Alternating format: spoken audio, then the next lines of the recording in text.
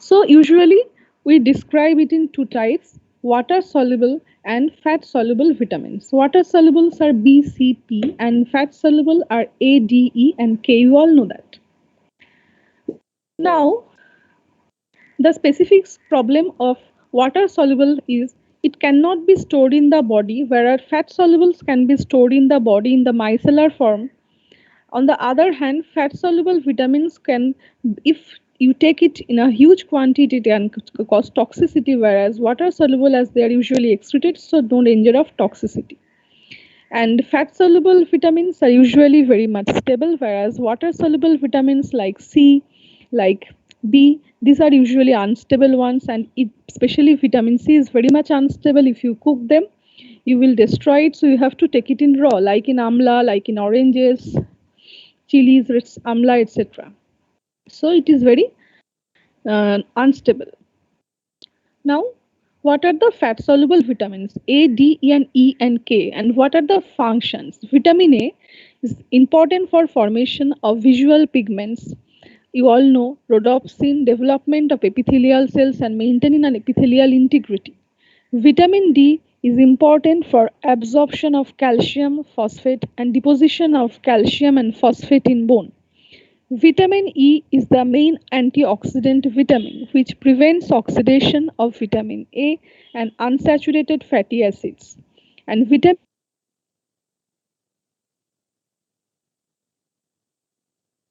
so and there is synthesis of prothrombin for blood clotting. So these are the main important functions of the vitamins.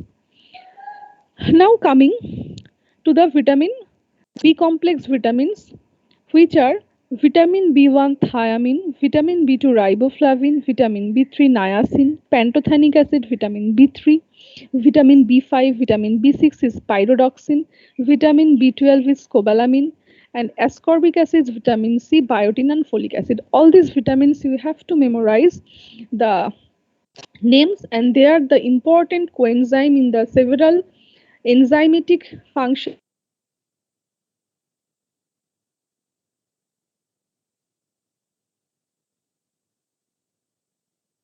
solubility. I have already told that A, D, E, K are fat soluble, rest are water soluble.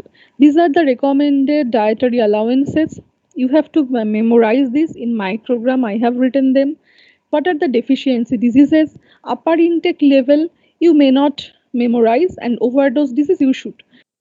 As I have already told that A has ADEK will have overload disease.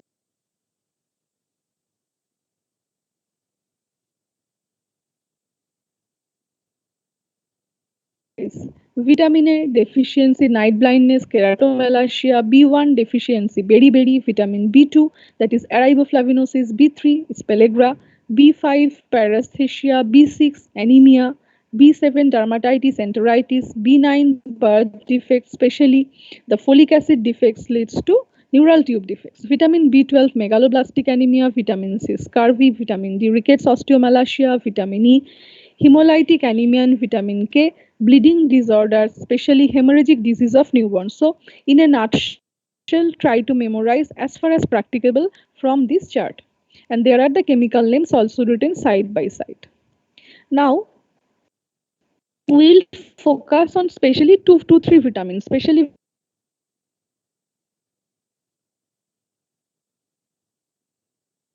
retinol is found in animal foods, whereas beta carotene is found in plant sources.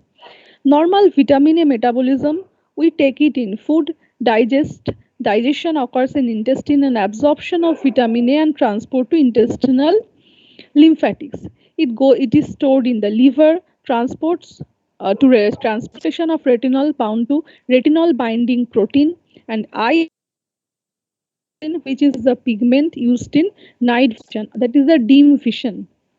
So vitamin A is a component of the pigment rhodopsin, and it is very important for night vision. So in absence of vitamin or deficiency, there is night blindness. And maintenance of healthy corneal and conjunctival cells, not only eye, also from the every tract and everything what is lining the epithelial cells, epithelial integrity is also maintained by vitamin A. So it is very important. Now, what is the functions?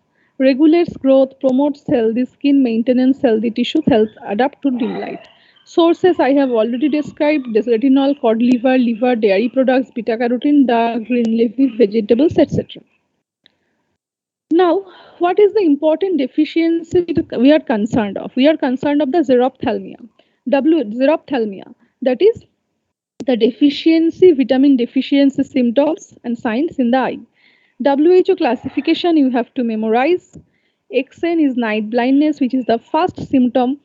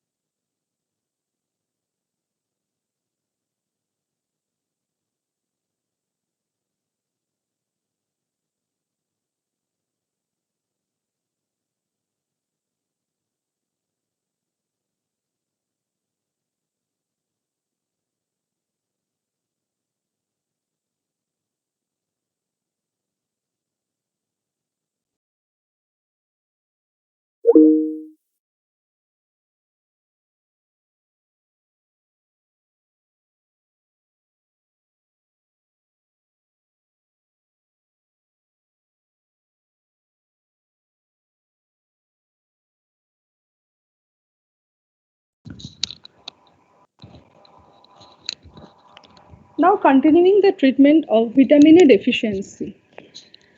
Vitamin A prophylaxis. There is a huge role of vitamin A prophylaxis.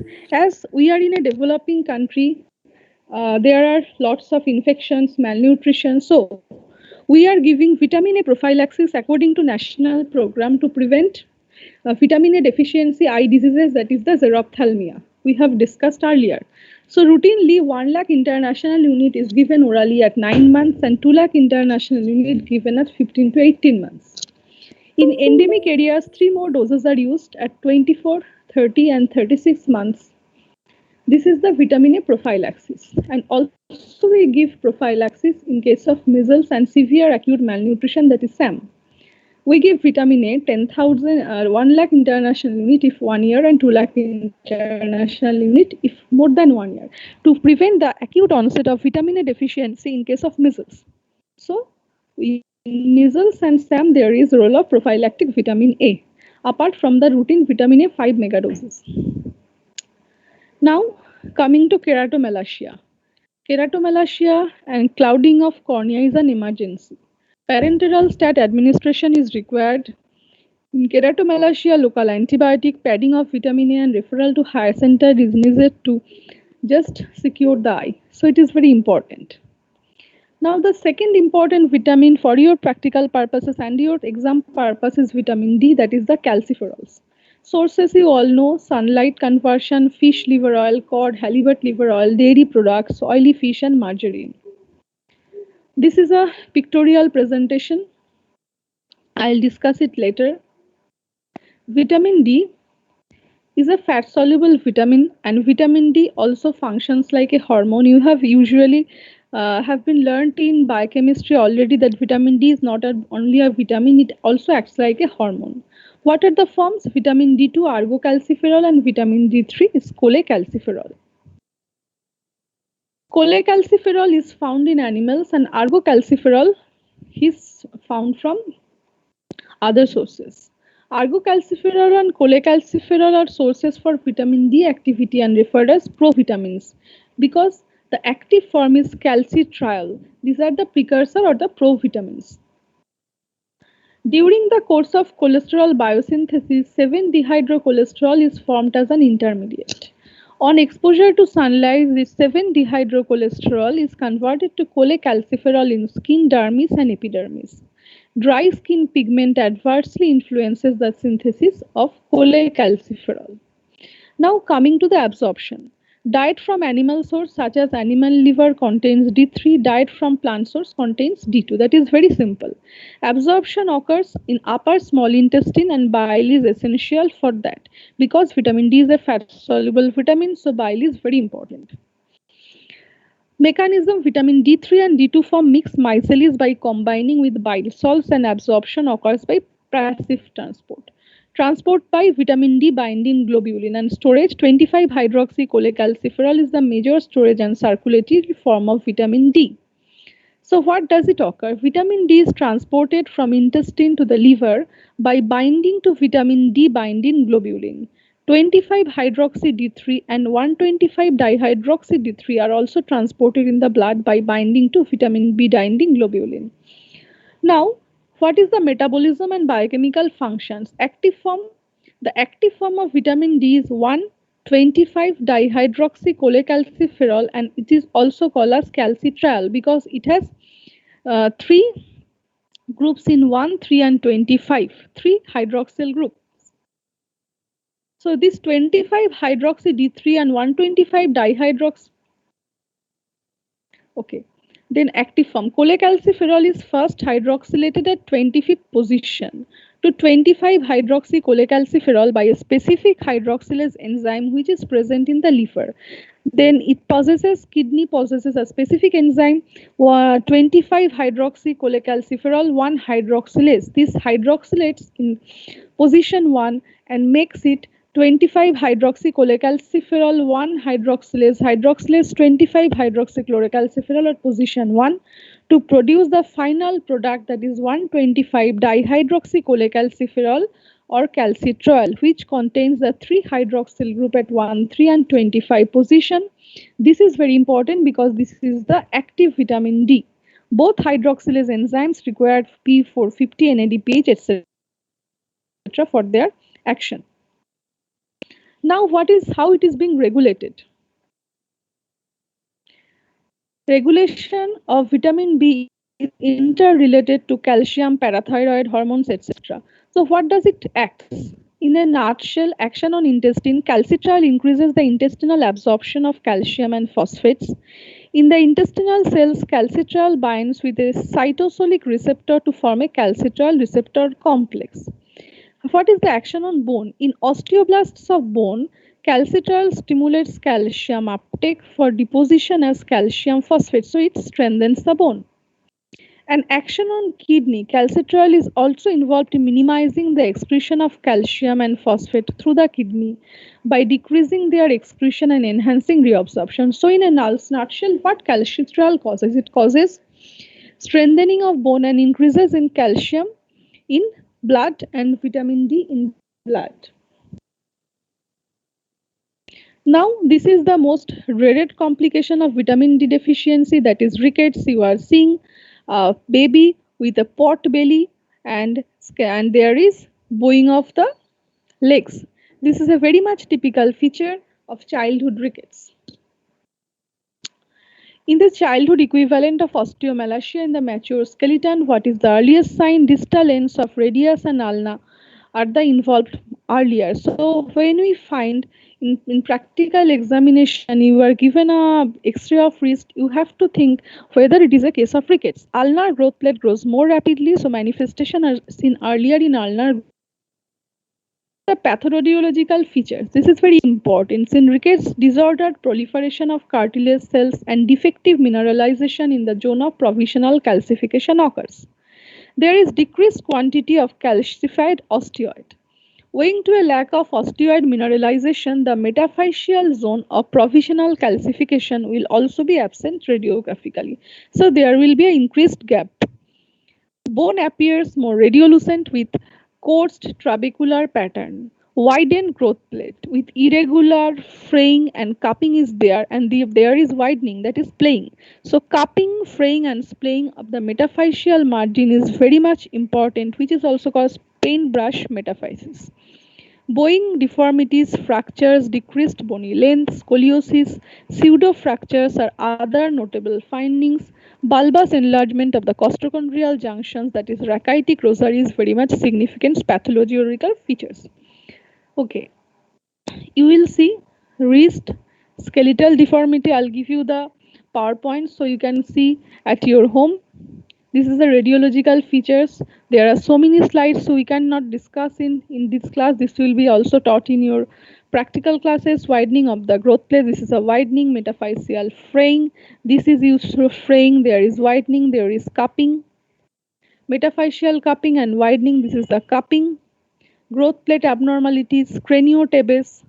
Bowing of the long bones. There is bowing of the long bones due to weight bearing.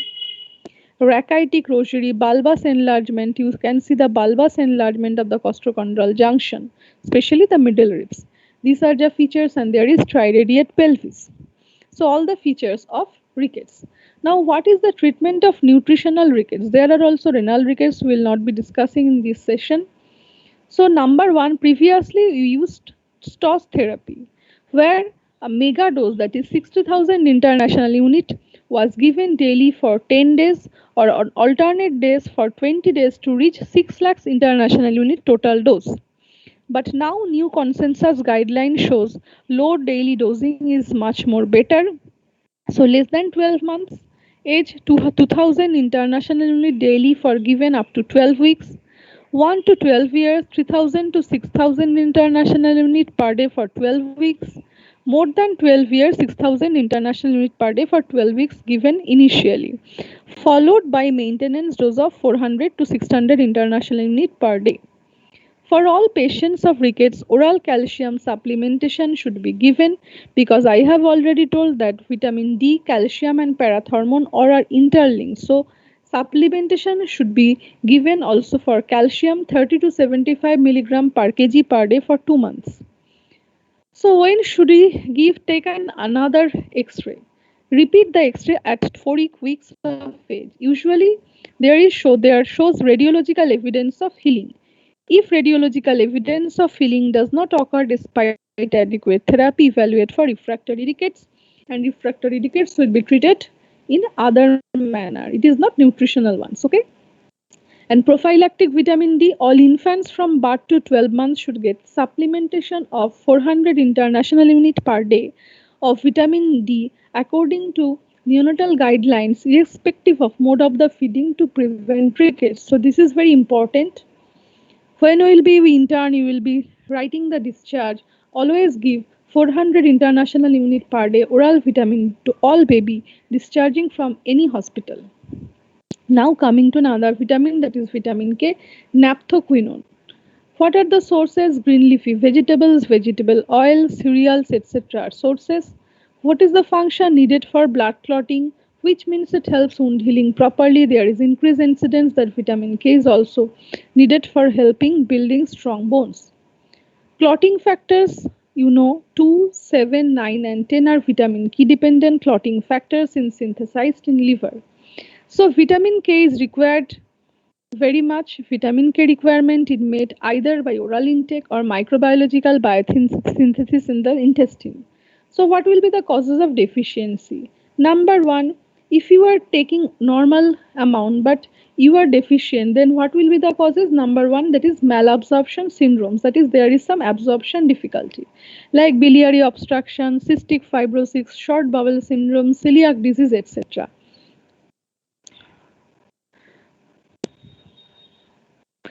And problem একটা হয়েছে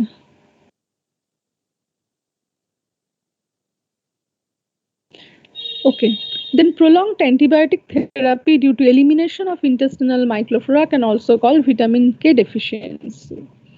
And hemorrhagic disease of newborn, it occurs in first week of life, predominantly in breastfed babies because breast milk is deficient in vitamin K, and the baby's gut microflora is not much more mature to cause vitamin K formation. So routine administration of prophylactic vitamin K is indicated at birth to all the newborns at 0.5 to 1 milligram intramuscularly to prevent hemorrhagic disease of newborn. So when will be an intern, while you will give an advice after birth of the baby in case of all babies, whether it is preterm, whether it is term, whether it is sick or healthy, you have to give prophylactic vitamin K intramuscularly 1 dose to prevent the hemorrhagic disease of newborn, and this is a standard recommendation.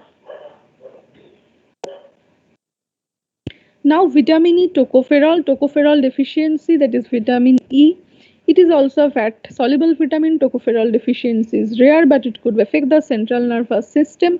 And vitamin D is an antioxidant vitamin. And there are also reports that vitamin E deficiency causes hemolytic anemia in newborns. Deficiency causes muscle weakness, peripheral neuropathy, hemolytic anemia. A common presentation is preterm babies is hemolytic anemia. Parenteral therapy with vitamin E corrects the hemolysis. Okay, and for treating the anemia of iron, supplementation is given along with vitamin A, because in this case, if we give only vitamin iron, then it will cause much more hemolysis. Now coming to the water soluble vitamins, we have already discussed in the chart. This is the first important vitamin, that is vitamin B1 or thiamine. Sources are meat, oatmeal, breakfast cereals, wheat, fortified wheat flour, etc. It is essential for release of energy from carbohydrates because vitamin B1 we have already discussed. It is a very much important cofactor for the enzymes of carbohydrates metabolism necessary for appetite and good health needed for normal functioning of nervous system. Deficiency causes fatigue, depression, irritability and beriberi disease of the nervous system. Vitamin B2, that is riboflavin, sources are milk, cheese, eggs, yeast extracts, green vegetables, etc. This is also very important cofactor for carbohydrate, protein, fat metabolism. So this is very important. Growth, repair, development of body tissues, healthy skin, eye and tongue. It is very important. The principal growth promoting factor in the vitamin B complex is vitamin B2 or riboflavin. So deficiency causes loss of appetite, swollen tongue, cracked lips, eye infection. You have seen chillosis, angular stomatitis, etc., which is a subject of vitamin B12 deficiency, B2 deficiency. You usually have seen after such viral infection or some illness. Many of you, I think, have experienced it. Chillosis, angular stomatitis, etc. Now, vitamin B3 niacin. The sources are meat, yeast extracts, brain, wheat flour, some pulses, dried fruit, etc. What is the function? It is also important cofactor for carbohydrate, protein, and fat metabolism, and it is needed for normal functioning of nervous system. Niacin deficiency causes pellagra. So deficiency, fatigue, depression, irritability, and beriberi disease of the nervous system, which is pellagra. Vitamin B9, that is folic acid. Folic acid is a very important factor because folic acid deficiency can cause to megaloblastic anemia. In severe cases, neural tube defects, especially very important. So it is important to take folic acid prior conception, 6 weeks prior conception, and during first 3 months, that is the first trimester of pregnancy. So folic acid especially is very important in case of pregnant ladies. And folic acid major source is green leafy vegetables. Vitamin B12, like folic acid, both deficiency causes megaloblastic anemia. Vitamin B12 have no animals or no vegetable sources on animal sources, whereas the folic acid or green leafy vegetable sources are present. Vitamin B9, folic acid. Okay. Now coming to vitamin C, that is the ascorbic acid. We can see the vitamin C in all the fresh fruits, especially amla, green chilies, oranges, etc. What are the functions? It is critical to immune system, formation of connective tissue and collagen, helps absorption of iron because vitamin C causes ferric iron to ferrous iron, so it is important. In case of iron deficiency, if you take much more of vitamin C, it will help in intestinal absorption of iron because iron is absorbed in ferrous form and it is food is in ferric form. Vitamin C helps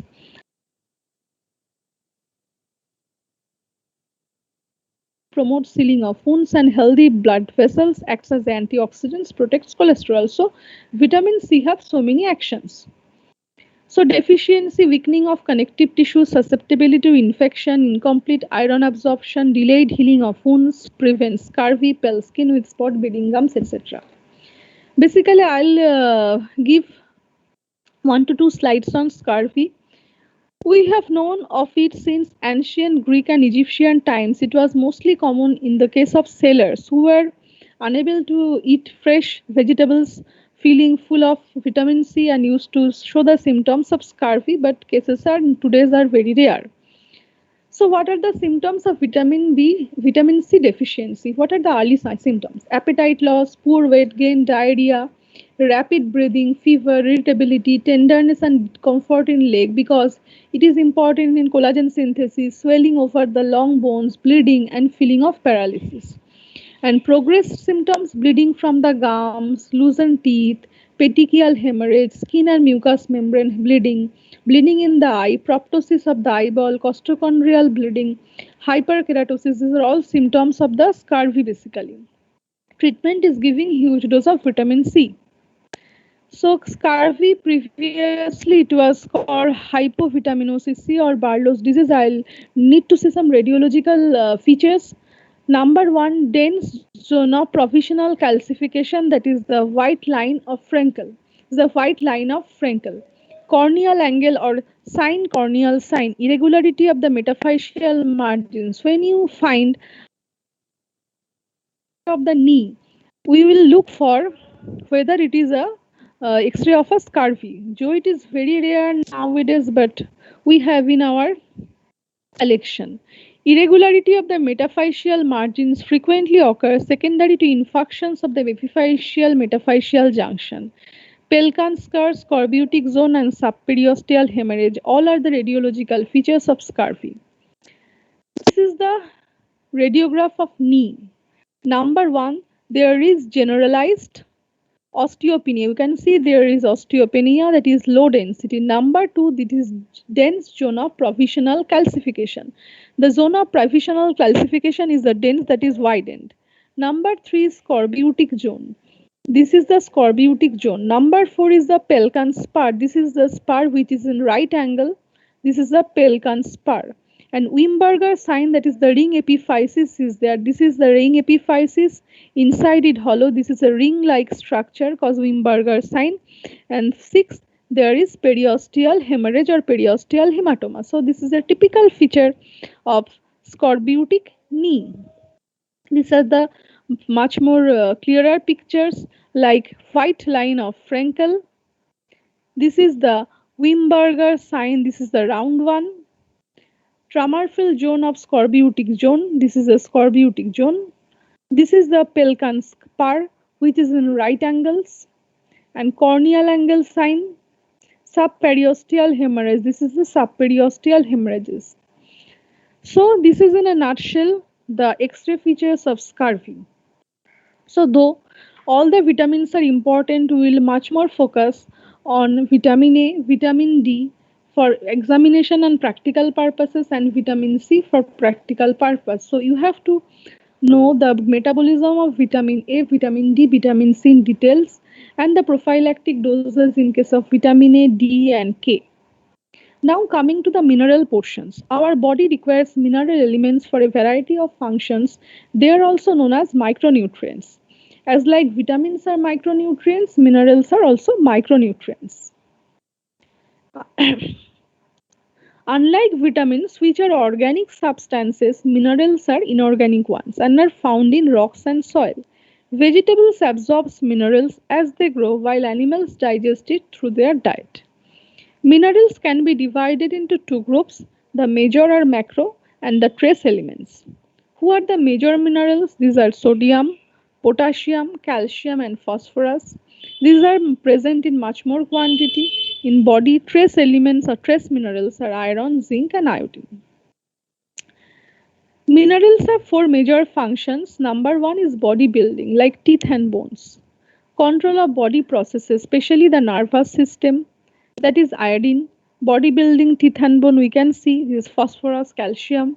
Essential part of the body fluids and cells like sodium, potassium, etc. form part of enzymes and other proteins necessary for the release of energy, especially the zinc, selenium ones. Now coming to the most important one, which is the iron. Source: red meat, kidney, liver, eggs, bread, green veg.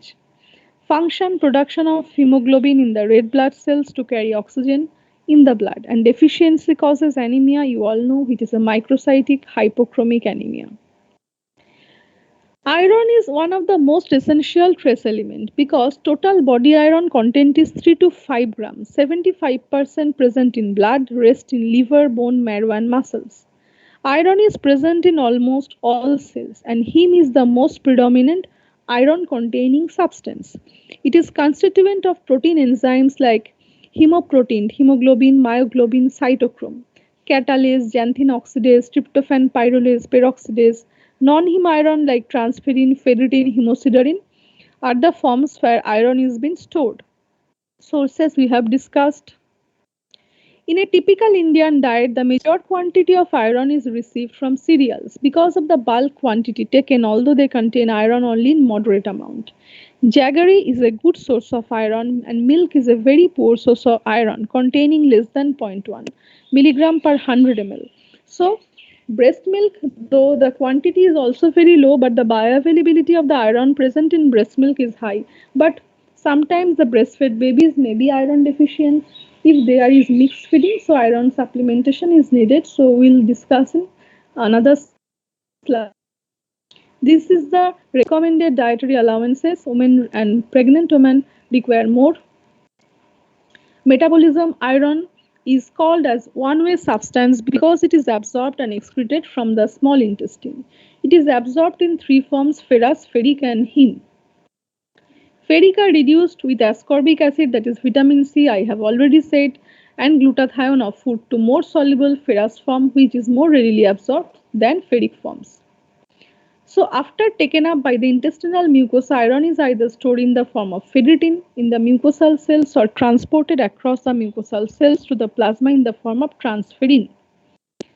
Factors increasing the iron absorption, these are the factors, and transport. Iron is transported by transferrin. Major source of iron in plasma is from degraded erythrocytes. Ferric iron combines with apoferritin to form ferritin, which is the temporary storage form of iron. Ferritin is the basically temporary storage of iron. If we see the ferritin level in case of iron deficiency anemia, the ferritin level ultimately is become depleted. These are the metabolism of iron in a huge detail, but we have no such much more time, so I'll discuss in a very short form. From the mucosal cells, iron may enter the bloodstream. Transport of iron in the plasma is by transferrin binding protein. Iron enters plasma in ferrous state. It is oxidized to ferric form by a copper containing protein, that is ceruloplasmin peroxidase activity. Ferric iron binds with a specific iron binding protein, transferrin or siderophilin. Transport form of iron is transferrin, whereas storage form is ferritin. There is a term total iron binding capacity. One molecule of transferrin can transport two ferric atoms and the half-life of transferrin is 7 to 10 days. Serum iron and serum iron binding capacity. Total iron binding capacity or TIBC of transferrin is 250 to 450 milligram microgram per dl. When there is anemia, the iron binding capacity is usually increased. In iron deficiency anemia, serum iron level is decreased and TIBC is increased and ferritin is also decreased. These are the features of iron deficiency anemia will be taught in the anemia classes. Now storage in liver, spleen, bone marrow. In the mucosal cells, ferritin is the temporary storage form. Ferritin contains about 23% of iron. Ferritin in plasma level is elevated in iron overload. This is in summary absorption and transport you can see. Now excretion, normal iron excretion is about 1 milligram per day. Major excretion pathways through intestine, that is through stool. Iron is not excreted in urine, but in nephrotic syndrome loss of transferrin may lead to increased loss of iron in urine. So iron deficiency and iron overload are the major disorders of iron metabolism. I'll discuss today on iron deficiency and iron overload. It will be discussed in the hematopoietic system classes where there will be thalassemia, where there is iron overload. It can cause iron deficiency anemia. Iron deficiency is caused by either inadequate intake, either impaired absorption, or chronic blood loss and increased demand. Usually occurs in growing children, adolescent girls, pregnant and lactating mother. What are the clinical features of anemia? Microcytic hypochromic anemia occurs. Size of RBCs are smaller. Much reduced hemoglobin content is there. Weakness, fatigability, dizziness, palpitations occurs. Non-specific symptoms like nausea, anorexia, constipation, and menstrual irregularity is there. So we have to treat it. What are the treatment? Iron deficiency anemia. Number one is non-pharmacological treatment, that is the iron-rich diet. Number two, oral iron therapy, especially the ferrous sulfate, ferrous gluconate, etc. forms are available. A daily dose of 3 to 6 milligram of elemental iron is given in 3 divided doses, which is adequate, with the higher doses used in most severe cases. Parenteral therapy is, if iron oral therapy fails, then parenteral iron therapy is used, which is iron dextran injection, iron sucrose complex, and iron sodium gluconate complex. You have to memorize the names only. Now, response to iron therapy, this is very important. You are given you are treating iron deficiency patients with oral iron therapy.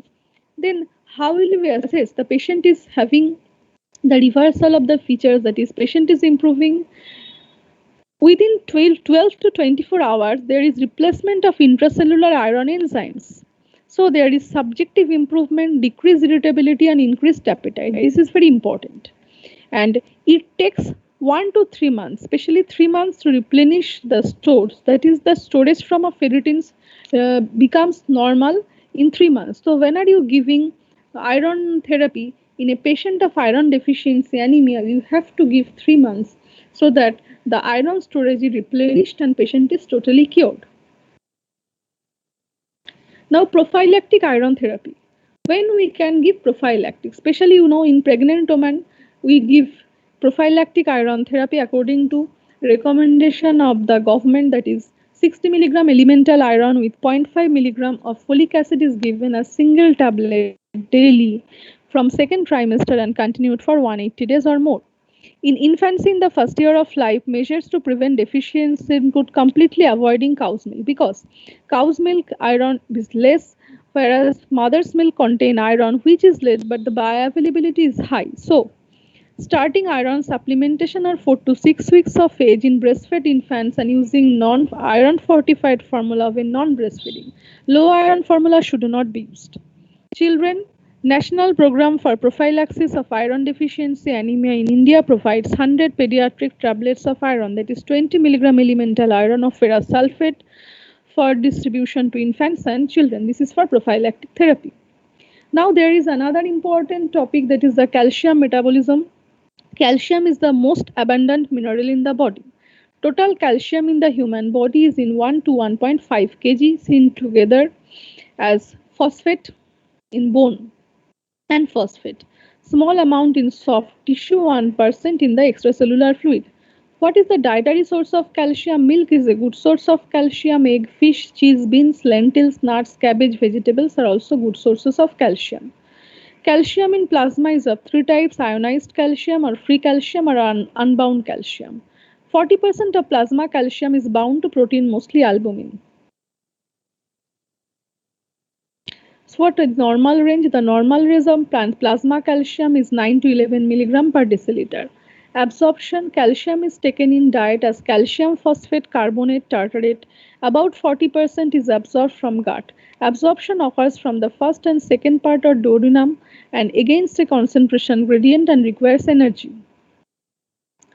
This calcium metabolism is interrelated by calcitriol parathormone acting together and calcitonin. Regulation of plasma calcium levels depends on function of three main organs: bone, kidney, and intestine. And three main hormones: calcitriol, parathyroid hormone, and calcitonin. Also by growth hormone, glucocorticoids, estrogens, testosterone, and thyroid to some extent. There are certain features of hypercalcemia and hypocalcemia. Neurological symptoms such as depression, confusion, inability to concentrate occurs, generalized muscle weakness, gastrointestinal problems, renal features, polyuria, polydipsia, and cardiac arrhythmias occur. And in case of hypocalcemia, which is much dreaded, decreased calcium is called hypocalcemia, causes hypoproteinemia because the most of the calcium is albumin bound. So if albumin concentration in serum falls, total calcium is also low because of bound fraction is decreased. And hypoparathyroidism, the commonest cause is neck surgery, idiopathic or due to some magnesium deficiency. Deficiency causes osteoporosis in adults. The recommended intake in calcium is here. You can see the pubertal intake is much more, that is 1000 to 1200 milligram per day, because there is involvement of uh, lengthening of the long bones, and bones contains calcium much more, so it is very much important to give calcium in the pubertal age in a much recommended dietary allowances quantity. Now phosphates or phosphorus goes side by side with calcium. The sources are dairy products, nuts, meat, fish, etc. Deficiency, rarely deficient but could cause tiredness and depression. Usually we give phosphorus in the form of phosphate in along with calcium. Functions bones and teeth with calcium, muscle contraction. Basically phosphates goes in side by side with calcium. Then sodium. Sodium is a very much important positive charges molecules in plasma. Sources are cheese, bacon, smoked fish, salt, processed foods, table salts, etc. Function maintains water balance in the body and controls body temperature, helps you sweat when body temperature rises. Deficiency is highly unlikely, but it is not highly unlikely in case of diseased person. In diseased person, there is sodium deficiency occurs, but in health, it is unlikely. Potassium sources are banana, celery, turnip. Banana is a very good source of potassium. Muscle contract function, muscle contraction, and in maintaining fluid, it is necessary for the building of muscle and for normal body growth. Deficiency causes dry skin, acne, muscle spasms, and hyperkalemia on the other hand can cause to cardiac dysarrhythmia. Zinc. Zinc is a very important micronutrient. I'll discuss it in a bit detail. Sources are meat, oats, eggs, nuts, etc. Function everything from acne to diabetes, aids the immune system needed for the sense of smell and taste. Deficiency causes dry skin, acne, muscle spasm. Zinc is a very important micronutrient. It's very important. Total body content of zinc is about 2 gram. Prostate gland is very rich in zinc. Zinc is mainly an intracellular element. About 60% of zinc is present in muscles and 20% to 30% in bone. It is also present in liver, brain, and skin. So the recommended dietary allowances: adults 15 milligram per day, pregnant women 15 to 20 milligram per day. What are the deficiency features? Dietary deficiency, malabsorption, including inherited defect in zinc absorption, chronic alcoholism, nephrotic syndrome, parenteral nutrition with inadequate zinc. Clinical symptoms: hypogonadism, that is impaired spermatogenesis, growth failure, loss of taste sensation, impaired wound healing, skin lesions such as dermatitis, acrodermatitis enteropathica, all can be caused. And I will specially mention a specific feature, that is presence treatment of diarrhea with zinc. Though this is not a prophylactic dose, it is a treatment of zinc. In case of diarrhea, we give the ORS, we give the prebiotic, probiotic, and also we give zinc.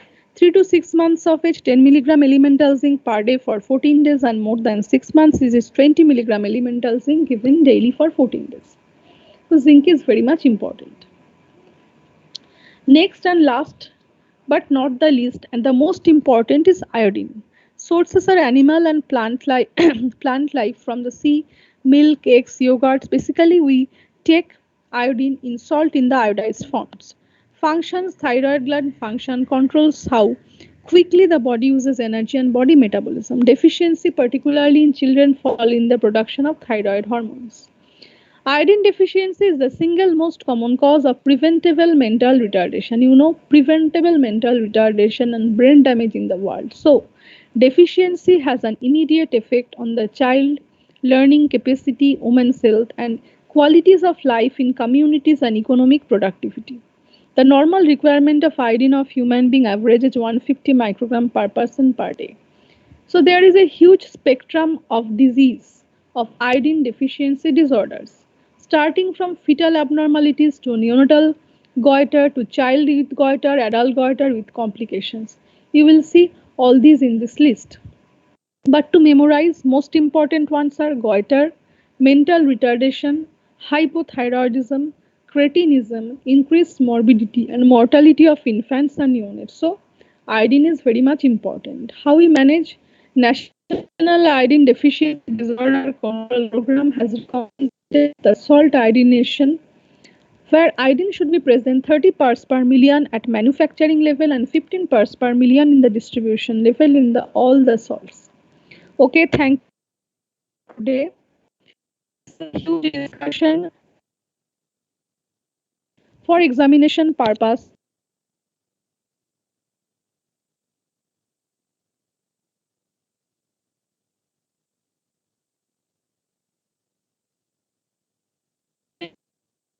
Before the class, I will give the answers and I will share this presentation with Shayon. He can circulate you among by WhatsApp.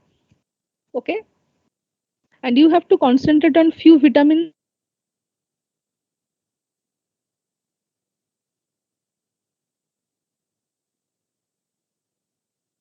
So just wait. I'll take the attendance before we leave.